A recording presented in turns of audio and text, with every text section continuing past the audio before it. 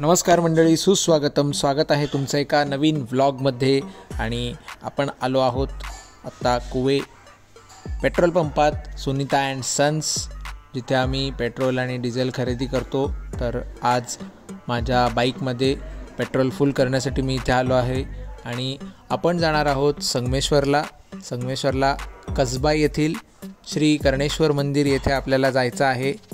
तर प्रवासाचा वेळ वाया न घालवता आपण थेट पोहोचू कर्णेश्वरला. आपण कसब्याला पोहोचलेलो आहोत आणि इथून कर्णेश्वर मंदिर साधारण 2.25 किलोमीटर आहे. तर संभाजी महाराजांचा पुतळा त्याआधी 1.25 किलोमीटरवर आपल्याला लागतो. कसब्यात जाऊन शंभूराजांच्या स्मारकाचं दर्शन न घेणं असं शक्य आहे का? त्यात आत्ता बलिदान मास सुरू आहे, त्यामुळे शंभूराजांचं दर्शन घेणं हे माझ्यासाठी क्रमप्राप्तच होतं. राजेंच्या चरणी नतमस्तक होऊन मी मंदिराकडे प्रस्थान केलं. अखेर मी कर्णेश्वरापाशी जाऊन पोचलो. पहाटेच्या काळोखात देखील कर्णेश्वराची सावली अतिशय सुंदर दिसत होती.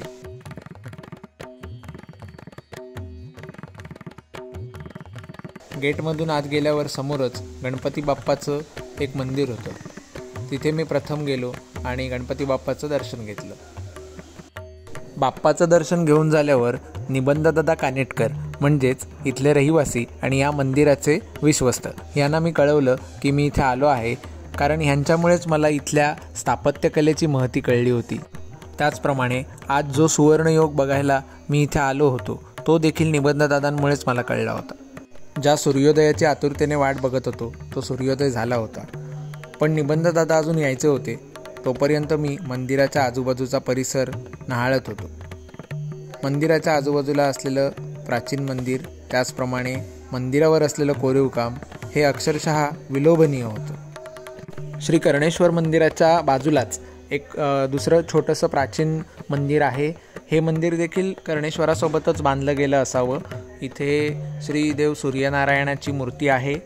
सूर्यनारायण देवाची मूर्ती खूप सुंदर होती आणि आतमधलं जे बांधकाम होतं ते देखील वाखाणण्याजोगं होतं. आजच्या व्हिडिओमध्ये आपण काय दाखवणार आहोत, कुठला सुवर्णयोग दाखवणार आहोत याची उत्सुकता तुम्हाला नक्कीच लागली असेल आणि तो योग पाहण्या अगोदर या व्हिडिओला लाईक करा. व्हिडिओ पूर्ण पाहून झाल्यावर कमेंट करा आणि हा व्हिडिओ जास्तीत जास्त शेअर करा.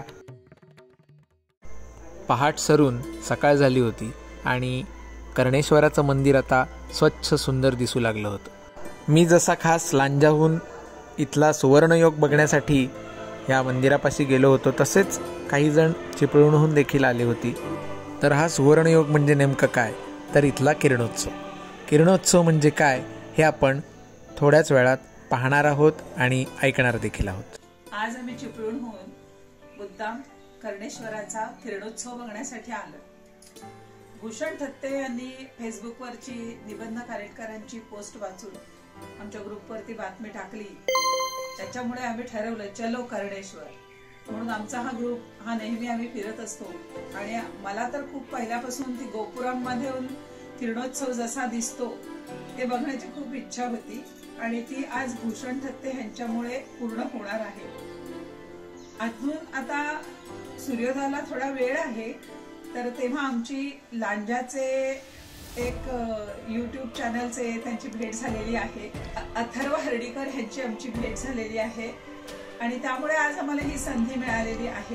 तर आता आम्ही तो किरणोत्सव बघण्यासाठी खूपच उत्सुक आहोत. तर ही होती चिपळूणहून खास किरणोत्सव पाहायला आलेली मंडळी आणि त्यांनी आपलं मनोगत व्यक्त केलं.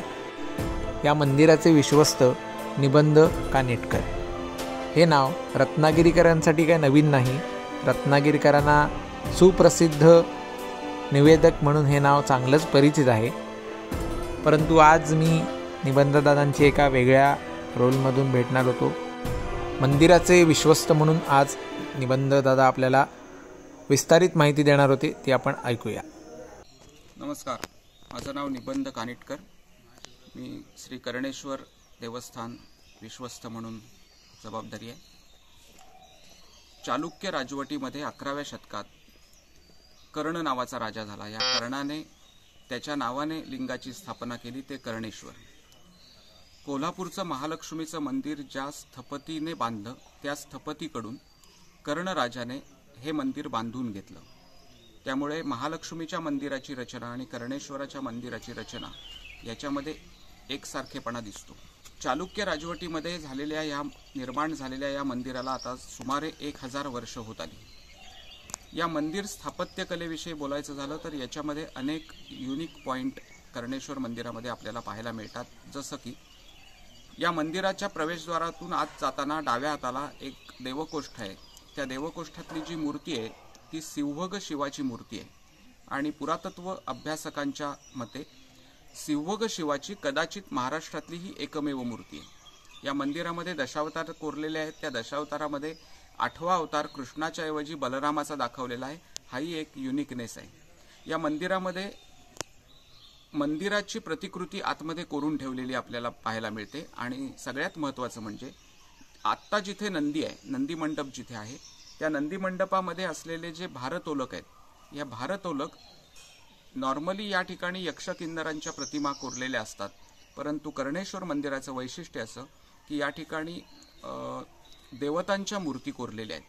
म्हणजे शिल्पकाराला असं दाखवायचं आहे की ह्या मंदिराचा भार हा देवतांनी तोलून धरलेला आहे. अशा प्रकारचं एक अतिशय शिल्पसमृद्ध असं कर्णेश्वराचं मंदिर, जे कोकणातलं एकमेव मंदिर आहे. अंबरनाथचं शिवमंदिर वगळता कोकणामधलं एवढं शिल्पसमृद्ध मंदिर दुसरं कुठलं नाही. या मंदिर रचनेचं अजून एक वैशिष्ट्य म्हणजे हे मंदिर पूर्वाभिमुख आहे आणि पूर्वाभिमुख असल्यामुळे या ठिकाणी उगवतीचा किरणोत्सव होतो. मार्च महिन्यातल्या 15, 16 आणि 17 या दिनांकाला, किंबहुना 14 दिनांकापासून थोडीशी सुरुवात होते आणि 17 दिनांकापर्यंत सकाळी सूर्योदय झाल्यानंतर सूर्याची किरणं थेट शिवपिंडीवरती जाऊन पडतात. इतकंच नव्हे तर आत्ता शिवपिंडीच्या समोर ठेवलेला जो नंदी आहे, खरं म्हणजे पूर्वी नंदी मंडप बाहेर होता मंदिराच्या, पण आज ज्या ठिकाणी नंदी ठेवलेला आहे त्या नंदीची सावली ही थेट शंकराच्या पिंडीला भेटायला जाते. अशा प्रकारची ही एक रचना या ठिकाणी पाहायला मिळते. आपल्याला कोल्हापूरच्या महालक्ष्मीच्या मंदिराचा किरणोत्सव माहिती आहे किंवा तो खूप प्रसिद्धही आहे. कोल्हापूरचं महालक्ष्मीचं मंदिर हे पश्चिमाभिमुख असल्यामुळे त्या ठिकाणी मावळतीचा किरणोत्सव होतो. परंतु कर्णेश्वराचं मंदिर जे आहे हे पूर्वाभिमुख असल्यामुळे या ठिकाणी उगवतीचा किरणोत्सव होतो. सर्वसाधारणपणे सकाळी 6:55 पासून सूर्यवरती दिसायला सुरुवात होतो पूर्वेच्या क्षितिजावरती आणि 7:15 पासून 7:19 प्रत्यक्ष कर्णेश्वराच्या पिंडीवरती पूर्णपणे आदित्य नारायणांनी सचैल स्नान घातलेला एक अनुपमेय असा सोहळा या ठिकाणी पाहायला मिळतो. गेले 2 दिवस अनेक भाविकांनी, अनेक अभ्यासकांनी या पर्वणीचा लाभ घेतलाय. या व्हिडिओच्या माध्यमातून आपणा सर्वांना माझी विनंती आहे की श्री क्षेत्र कर्णेश्वर कसबा संगमेश्वर येथे उद्या आणि परवा अजून 2 दिवस किरणोत्सव होणार आहे. तर आपण सर्वांनी जरूर या. खूप खूप धन्यवाद. नमस्कार. तर मित्रांनो, श्रीदेव कर्णेश्वराचा किरणोत्सव तुम्हाला कसा वाटला हे कमेंट करून नक्की कळवा. हा व्हिडिओ आवडला असल्यास लाईक करा, आपल्या मित्रमैत्रिणींसोबत शेअर करा आणि चॅनलला सबस्क्राईब करायला विसरू नका. धन्यवाद.